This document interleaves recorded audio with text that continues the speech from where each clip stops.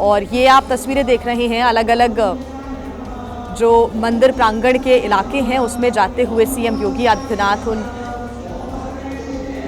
अलग अलग फ्लोर्स पर जाते हुए और जो भव्य राम मंदिर है उसको देखते हुए यहाँ दर्शन करते हुए सीएम नजर आ रहे हैं। इसके पहले हनुमानगढ़ी पहुंचे, यहाँ पर भी आशीर्वाद लिया और उसके बाद प्रभु श्री राम का आशीर्वाद लेने के लिए भी सीएम योगी आदित्यनाथ इस वक्त राम मंदिर में मौजूद हैं।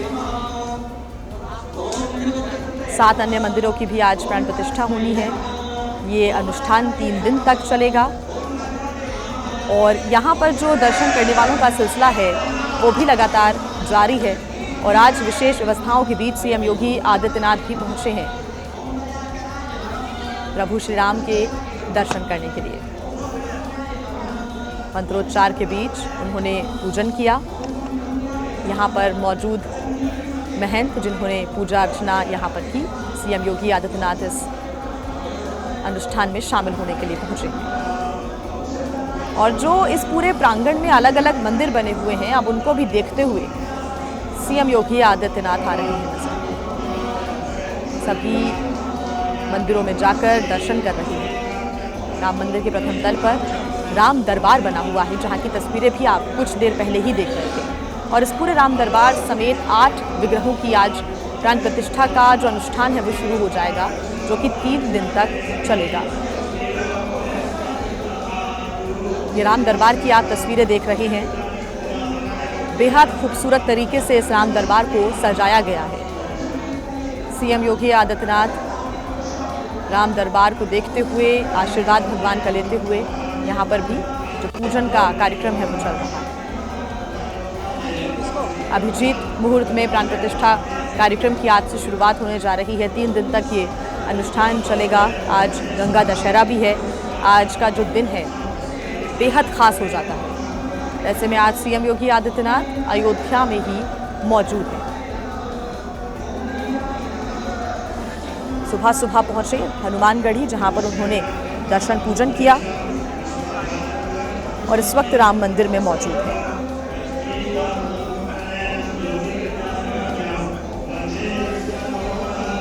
अयोध्या से ये सीधी तस्वीरें आप देख रहे हैं।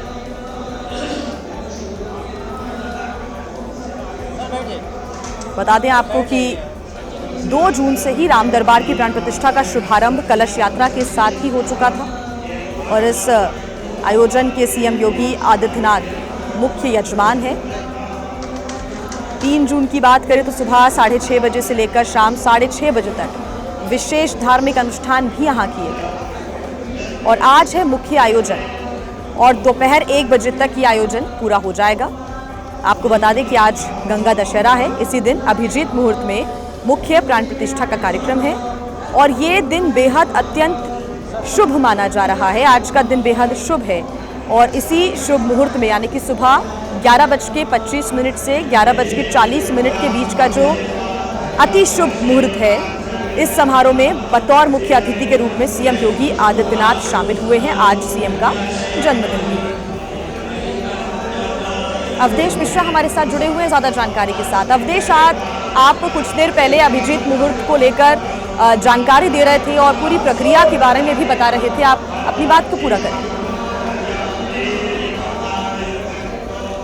बिल्कुल, देखिए जी, अभिजीत मुहूर्त वो मुहूर्त है जब 11:30 से 12:30 के बीच में मिलता है, जब सूर्य अपने उच्चतम बिंदु पर होते हैं, उसी वक्त को अभिजीत मुहूर्त माना जाता है। और इसी में राम का जन्म भी हुआ था। अभिजीत मुहूर्त में ही 9वीं तिथि मधुमास पुनीता शुक्ल पक्ष अभिजीत तिथिपिता की बात कही गई थी, तो इसीलिए अभिजीत मुहूर्त में प्रमुख पूजा होगी। आप भव्यता की बात जिया कर रही थी, एक बार भव्यता बता देते हैं। और जो आंकड़े भव्यता के सामने आए हैं एबीपी न्यूज़ के पास, वो एक्सक्लूसिव जानकारी है।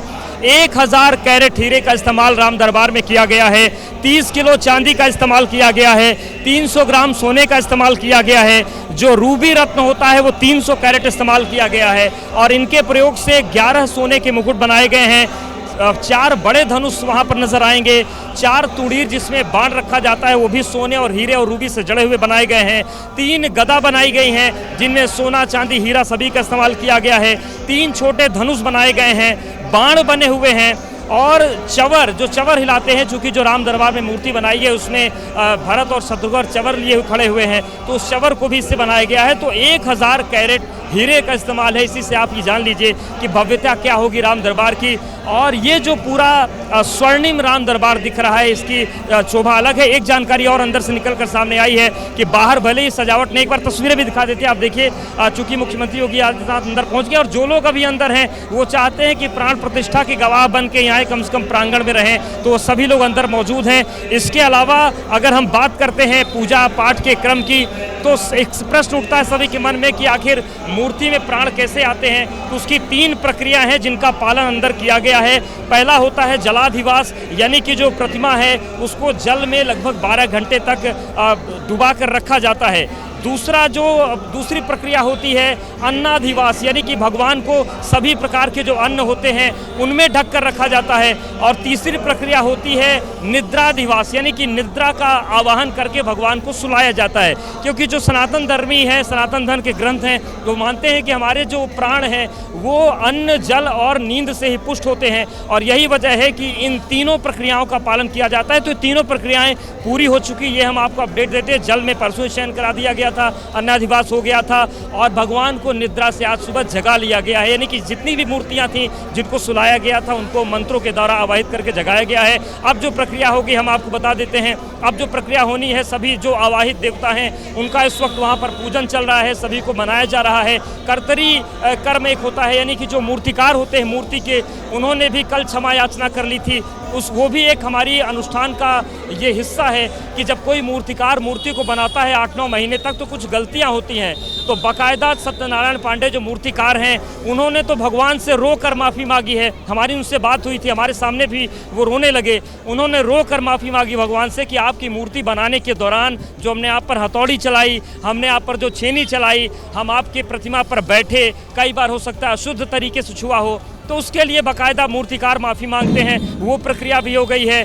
जो पुरोहित हैं वो पहले ही प्रायश्चित यज्ञ कर चुके हैं, वो इस बात के लिए माफ़ी मांगते हैं कि हमको भगवान जो पहले गलती हुई थी उसको माफ़ करके पूजा के योग्य बनाए। यानी कि सब कुछ हो चुका है जो अनुष्ठान में होता है। और अब आखिरी चरण की पूजा हो रही। थोड़ी देर के बाद मुख्यमंत्री योगी आदित्यनाथ सभी मूर्तियों के आंखों पर जो पट्टियां बंधी हैं वो खोलेंगे राम दरबार में। इसके अलावा जो नीचे 7 मंदिर बने हुए हैं परकोटे में, उसमें शिव पंचायतन भी है, यानी कि भगवान गणेश है, भगवान शिव हैं, माता अन्नपूर्णा है, दुर्गा जी हैं। इसके अलावा वशिष्ठ हैं, अगस्त हैं, विश्वामित्र हैं।